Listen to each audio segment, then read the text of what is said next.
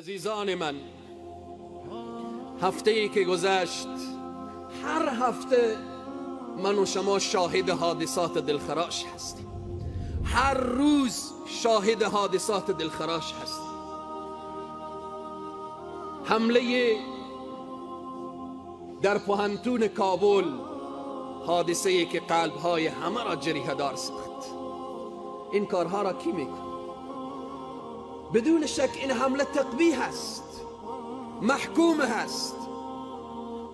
عزیزان من، تا کی تقبیح کردن و محکوم کردن و تا به کی با جنازه همدیگر گریه کردن و تسلیت دادن و رئیس جمهورم میایه تقبیح میکنه، وزیرم میایه تقبیح میکنه، پارلمانم میایه محکوم میکنه، خطیب و ملا محکوم میکنه، طالب و داعشم محکوم میکنه. اینها کیا هستن؟ عزیزان من، تا کی به این درد و خون بسوزیم؟ تا کی او خواهر مسلمان ما که کتاب در بغل داره به خاک خون خود بغلته و او کتابش با خونش رنگین بشه؟ تا کی؟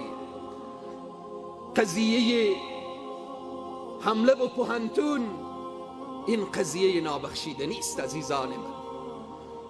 خیلی غم انگیز هست، خیلی دردآور هست. از این هم دردآورتر که استاد پوهنتون هست. انفجار در مسجد، ایاز نیازی جرمش چی بود؟ مفلح جرمش چی بود؟ شهید استاد عارف مرادی جوان دعوتگر مشکلش چی بود؟ او حافظان قرآنی که به زیر بمباردها قرار میگیرن جرمشان چیست؟ او عروسی که عروس دامادی که لذت ترین و خوشبخت ترین روزشان هست که بمبارد میشن جرمشان چیست؟ عزیزان من تا کی حکومت و نظام چه کار میکنید؟ رئیس جمهور از خدا بترس، وزرا و کابینه از خدا بترسید. هر روز ترور در این شهر، اینها را کی میکنه؟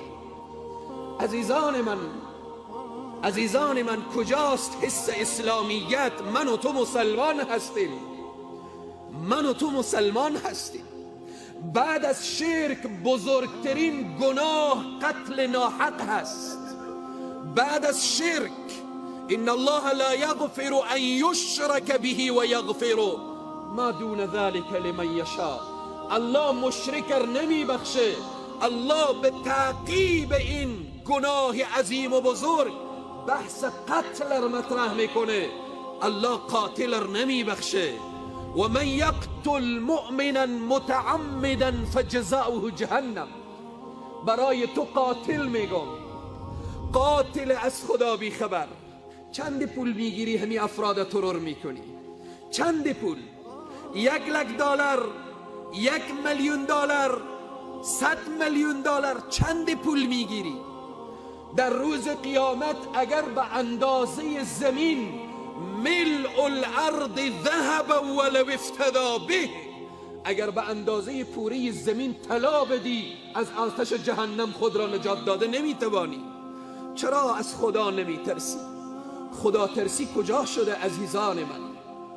اینهایی که این افراد را میکشن، اینها با کدام مکتب تربیت شدن؟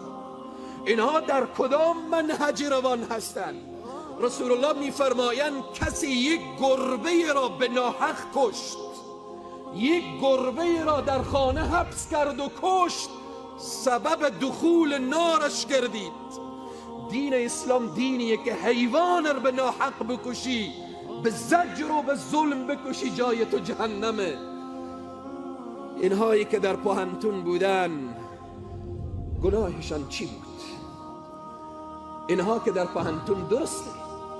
چند هفته قبل اشاره کردم که وضعیت پوهنتونهای ما به حالت پیش میره که عذاب الهی می آید.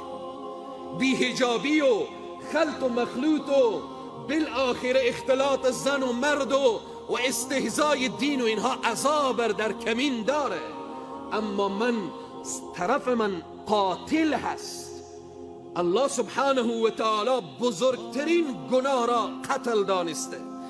نبی مکرم اسلام میفرمایند کعبه ویران بشه، قهر الله اینقدر به وجود نمی آیه که یک انسان مسلمانی به ناحق کشته بشه. دیروز چند نفر به این شهر ترور شد، پریروز چند نفر ترور شد. روزانه ترور نیست؟ این ترورا را کی میکنه؟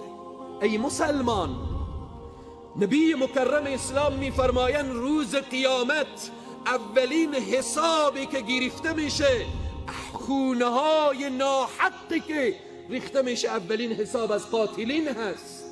الله سبحانه و تعالی به صراحت بیان میکنه و میفرمایه من قتل نفسا بغیر نفس او فساد فی الارض فکأنما قتل الناس جمیعا. چی کسی یک نفر را به ناحق بکشه، چی کسی تمام انسانها را بکشه. این آیه قرآن هست، عادی نگیرین فلانی ترور شد. وقتی میگیم فلانی ترور شد یعنی یک نفر به جنت رفت، قاتلش به جهنم رفت. بدون شک اونهایی که دستنا به خون مسلمان آلوده است جای اونها جهنمه.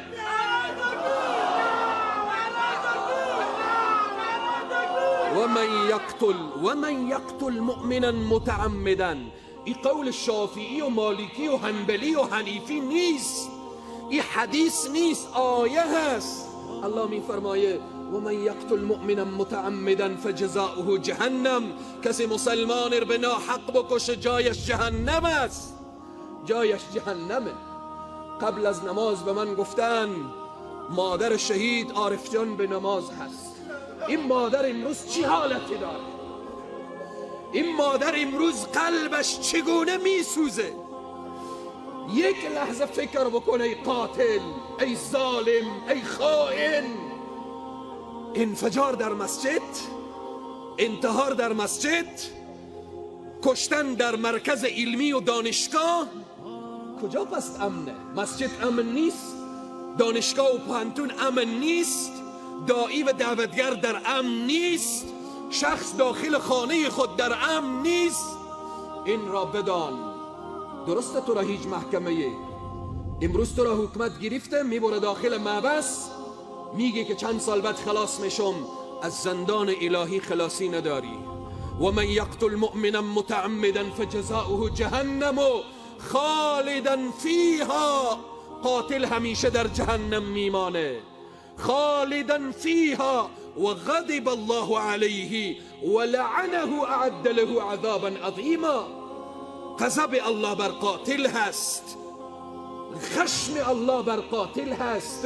و این عزیزان و بزرگواران چی وضعیت شده؟ در فلان جا نفر ترور شد، در مکتب ترور شد، در مدرسه ترور شد، در اینها ترور شد. این ترورار کی میکنه؟ مسلمان هست؟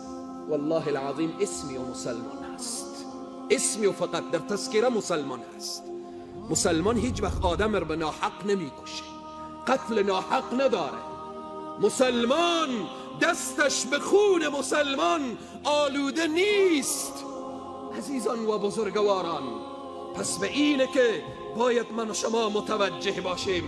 حکومت و نظام مخاطب میکنم، تمام این مشکلات زیر اثر و زیر بار مسئولیت برمیگرده به دولت. نظام پانتون کابل امارت اسلامی گفت ما نکردیم، دولت اسلامی گفت ما نکردیم.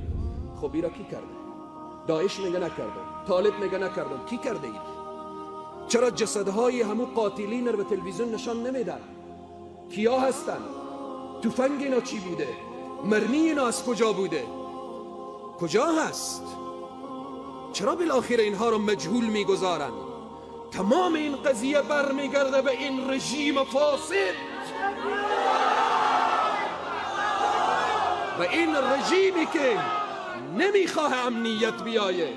اگر میخوای امنیت بیایه به این آیه عمل بکن، ولکم فی القصاص حیات یا اولی الالباب. اختطاف چیر میگیره کنج محبس، طفل معصوم از شهر من و شما امروز بیش از 35 روز میشه که به دست ظالما هست. طفل معصوم چی گناه کرده؟ میگیم طفل معصوم هست. معصوم یعنی بیگناه. خود را به جای پدر و مادرش قرار بده. پدر و مادرش چی حال داره؟ این کسی که اختطاف کرده مسلمانه؟ والله اسمی و مسلمانه، بوی از مسلمانی نبرده. این کسی که آدم میکشه، چگونه تو مسلمان 35 روز طفل مسلمان پیش خود گروگان نگاه داشتی؟ این را بدان که روزی میایه که الله از تو حساب بگیره. پس به اینه آیا اختطافچی داخل محبس نیست؟ چرا به جزای اعمال اینا نمیرسانند؟ آیا ظالمین و قاتلین داخل محبس نیست؟ چرا به جزای اعمال اینا نمیرسانند؟ پس کل این مشکلات برمیگرده به رئیس جمهور بی کفایت و بی صلاحیت. چی وضعیتیه؟ نان میخوری رئیس جمهور؟ نان به گلوی تو پایین میره؟ وزرا و کابینه آیا شما غذا میخوریم؟ آیا این سفره های رنگارنگ شما در این وضعیت از گلون شما پایین میره؟ والله العظیم، والله العظیم شما بوی اسلامیت که خیر در انسانیت انسان شک میکنه. انسان وقتی در قدرت باشه یه حالت رو ببینه. 35 روز طفل به چنگ ظالمین. یک لحظه فکر بکن، خود رو به جای مادرش قرار بدی، خود رو به جای پدرش قرار بدی، خود رو به جای مادر او شهید قرار بدی، خود رو به جای پدر و مادر او دختری که پیراهنش بلند شد و شهید شد. کاش که دختر اشرف غنی می بود، کاش که دختر عبدالله می بود، کاش که دختر یکی از وزرا و کابینه می بود.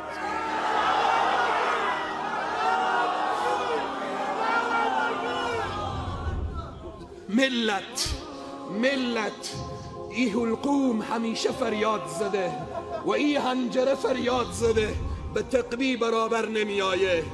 علیه این نظام قیام باید کرد.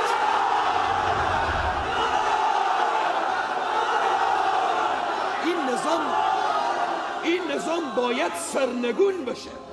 این نظام از اصلاح نیست. نظامی که از یهود و نصارا آب بخوره این قابل اصلاح نیست. این قابل اصلاح نیست. و آقای اشرف غنی ماتم ملی اعلان میکنه. برو دختر خور به اون پانتون ببر، بچه خور به پانتون ببر. بالاخره اقارب تو حالی در اونجا تکه تکه میشد. باز بعد از اونجا اعلان میکردی دختر فقیر، بچه فقیر، بچه من و تو، دختر من و تو، اختطاف میشه من و تو، کشته میشه من و تو، مورد ظلم قرار میگیریم من و تو، بی عزت و بی عفت میشه من و تو، تکه تکه میشه من و تو، از بین میریم من و تو.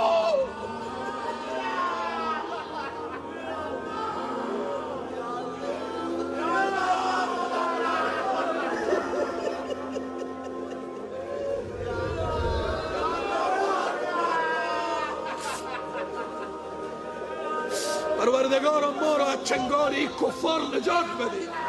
پروردگارا ما را از چنگال این ظالمین نجات بده.